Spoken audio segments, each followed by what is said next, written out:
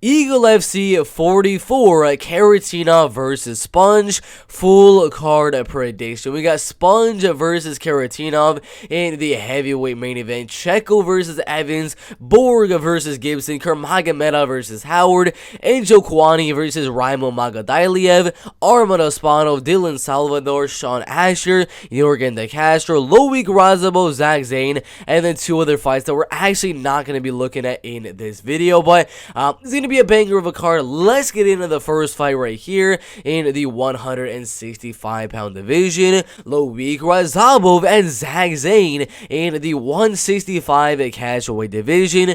I'm going to be honest with you, this is going to be a grinding, wrestling, ground-pounding, grappling decision win for Loik Radzhabov. It's not the hardest thing to predict. I mean, come on, he went out there, he knocked out Magomedaliev, which was a very, very good win, but he just grinds out decision wins. Alex Martinez, he grinded out a decision. Chris Wade, he did the same. Yelias Jajoran, he did the same. Damir Mihailovic, he did the same. He does this on pretty much every single fight. He'll look for the submission, he'll look for the knockout every now and then, but most likely, especially in his recent fights, getting a lot of decision wins. So I don't think he's going to go out there and absolutely destroy Zane. I think it's going to be another grinding decision, but you never know. He's got a rear naked choke submission loss to Max Roscoff, got a rear naked choke submission loss at Nick Novelli, and to Chris Avila. So all of them on Carson Frey right there. A lot of guys he's getting submitted by, so I can definitely see a path where Loik Radzhabov gets a submission. One of those two things, a 30-27 grinding decision or a rear naked in the first or second round. But really good fight in, I would say, the lightweight / welterweight division. Yorgan, Castro, and Shaun in the heavyweight division. Now, I'm going to say it right now, they're feeding Shaun to Yorgan Castro. Shaun has not fought in the last 2 years until fighting Steve Mowry, where, you know, he got knocked out in 55 seconds of the very first round. Before that, he beat 4-7, 6-7, 1-7, 8-15, 2-8, 2-3. I mean, come on, guys. Come on, guys. They're feeding him to him. I already know. He's 42 years old. He's just, yeah. Come on, guys. Yorgan Castro is a UFC caliber guy. I don't think he's the best UFC fighter by any means. He lost to Greg Hardy, Carlos Felipe, and then Jairus Daniel, but he did beat Justin Tafa, and he knocked him out in the first round. So on any given night, he can beat a UFC caliber fighter. But still, I do believe Yorgan has more power. He's got more speed. He's got takedown defense. I don't really believe Shaun has really any chance here. But again, it is the heavyweight division. He's got a knockout win in his second to last fight, so you never know, he could just start throwing and get a knockout in the fight. It's heavyweight, so you never know, but I really do believe they're just kind of feeding the older, slightly smaller fighter as well, and just trying to build the Yorgan Castro's name inside of Eagle FC. I mean, Eagle FC, they're trying to build some of the UFC fighters and Bellator fighters that some of our USA fans do know, like John Howard, Ray Borg, Rashad Evans, Sergei Kharitonov, DeMarcus Jackson, Loik Radzhabov, Yorgan Castro, Arman Ospanov. All of these guys have like fought inside the UFC, fought inside of Bellator and things like that, so they're definitely trying to push Yorgan Castro. Not going to win for Yorgan Castro in the first or second round. Easy prediction in the heavyweight division. Dylan Salvador and Arman Ospanov in the featherweight division. Now, I don't think that wrestling and grappling is going to play too big of a deal. Dylan Salvador, he's a decent wrestler, decent grappler here and there. Got some, I mean, he's got a couple submissions here and there. Rear naked choke submission there, rear naked, and then an anaconda choke submission, and a lot of Muay Thai and kickboxing bouts as well. So I do believe his striking is very good. He's got some very, very good kicks as well.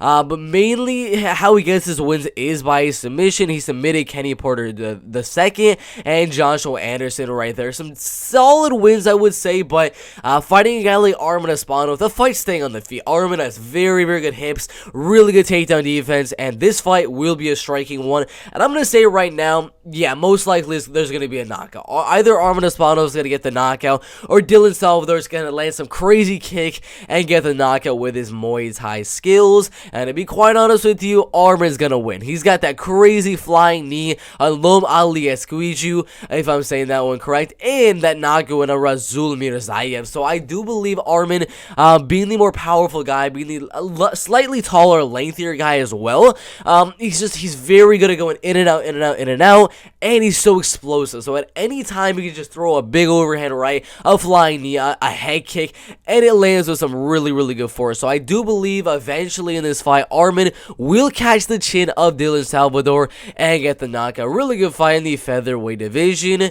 Raimond Magomedaliev and Anthony Njokuani in the welterweight division. I'm not too sure why it does say the catchweight division right there, but I'm going to be honest with you, easiest prediction of my life right here. Anthony Njokuani on a 5-fight win streak, has not fought in 5.5 years. I did watch some of the fights when he did fight. He's a solid striker, but now he is 41, 42 years old. He's fighting a primed Raimond Magomedaliev, a guy that probably should be fighting for the one lightweight champion or the one welterweight champion, because he was an absolute beast over there, knocking out undefeated Edson Marquez and then unanimous decision win over Tyler McGuire. So I'm going to be honest, he should be a one championship title contender right now, and now he's going to be fighting Anthony Njokuani.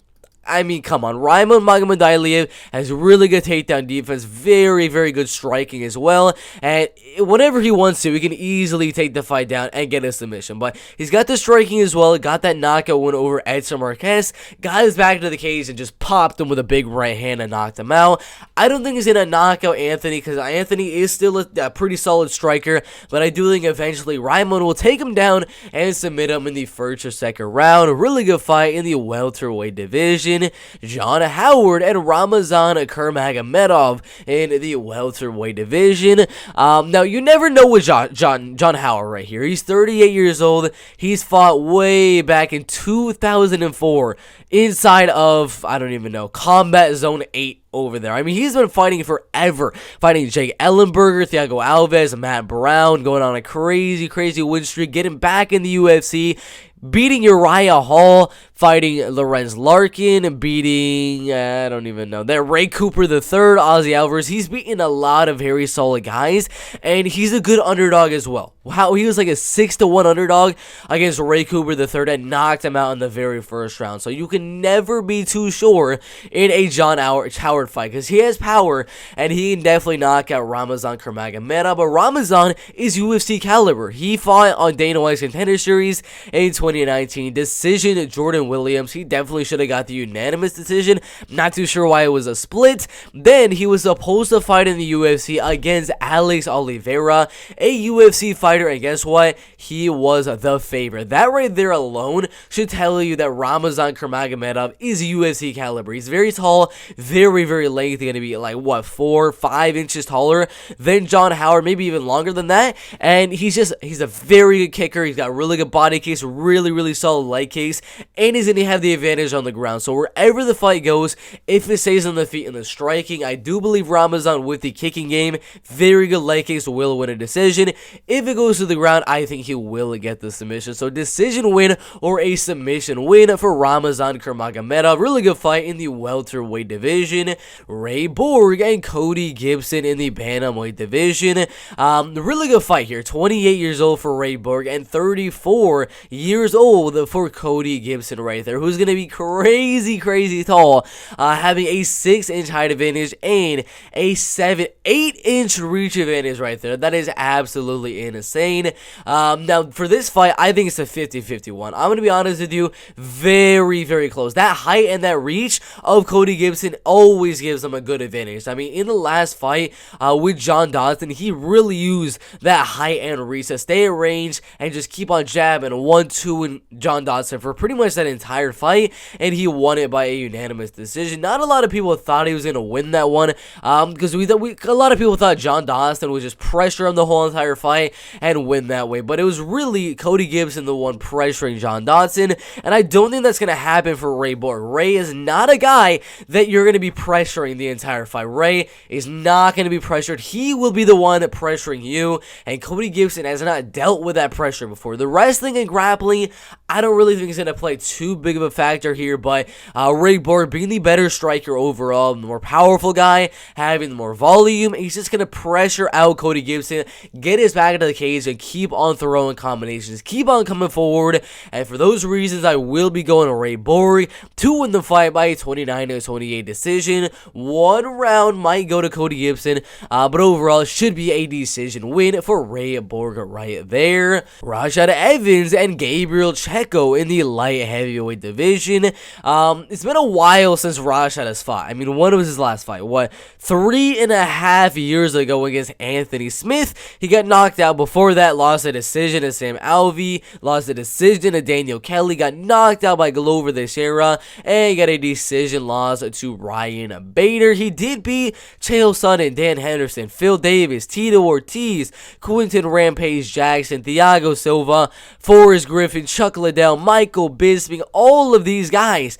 But that was like 2008, 2009. I mean, in the last 5 years, 6 years, even in the last 8 years, he has 0 MMA wins, only beating a pretty old Chael Sonnen at the time. He was 36 years old at the time, but now he's fighting Gabriel Checco, who you already know he's trying to take the fight down, ground and pound you and get the submission. So I'm going to be honest with you, I'm going to keep it a pretty simple prediction here. TKO or a submission win for Gabriel Checco. I don't know what Rashad Evans has been doing the last 5 years. A lot of it has been commentating for the UFC. I don't know how much of it has been training. So I do think Gabriel will be able to take the fight down and either submit or TKO Rashad Evans. I know it might be a good fight. Rashad will show a lot of heart in his comeback and things like that. But eventually Gabriel will finish the fight in the first or second round. A really good fight in the light heavyweight division. Tyrone Sponge and Sergei Kharitonov in the heavyweight division. Now, Sergei is only two wins and 0 losses. He is 36 years old. He's going to be a little bit smaller, a little bit less lengthy than Sergei Kharitonov, but the man's got kickboxing skills.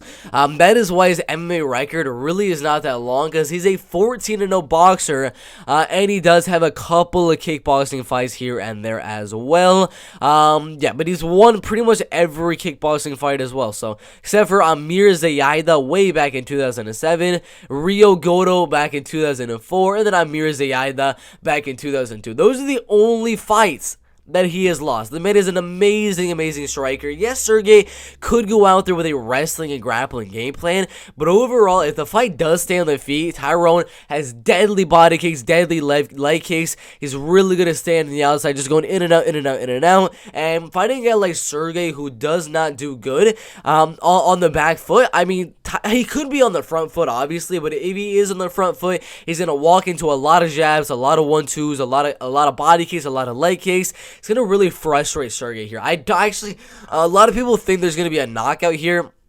66% going Sponge by knockout, 33% going Kharitonov by knockout, but I'm going to be honest with you, it's 3 rounds in the heavyweight division.